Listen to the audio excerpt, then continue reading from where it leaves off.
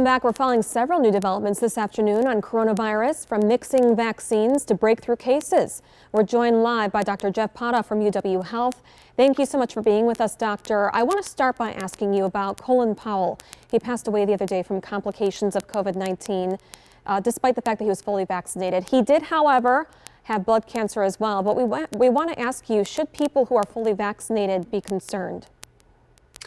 You know, for most people who are fully vaccinated, there really isn't much to be concerned about. Colin Powell is a special case where he was elderly, 84 years old, I believe, and had a severely immune compromising condition, making it unlikely that he could mount an appropriate immune response to his vaccines. It really is a message for us who are healthier to get vaccinated so that folks like Colin Powell aren't exposed to COVID-19 and suffer the consequences. And the FDA, doctor, is planning to allow Americans reportedly to mix and match COVID-19 booster doses. So what do people need to know about that this afternoon? Yeah, I think we'll see more from the FDA, but there's a couple of studies out there. One is actually looking at the Johnson & Johnson vaccine, followed by a booster of an mRNA vaccine like Moderna or Pfizer, and showing improved antibody response when you mix and match.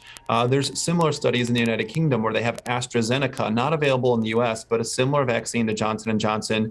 When you boost that with an mRNA vaccine, likewise, you get a good response. So I think it's possible we'll see some loosening of, if you got one dose of, say, Pfizer, Moderna, Johnson & Johnson, do you have to stay with the same manufacturer? It could be that they'll approve the ability to get vaccines from different manufacturers to good effect.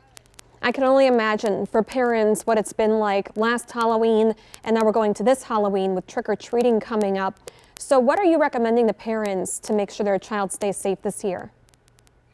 So what we're recommending is that kids that want to go trick-or-treating, they should be in relatively small groups. They can be outdoors. Masks are part of Halloween, so maybe those superheroes had something figured out. Certainly that's helpful.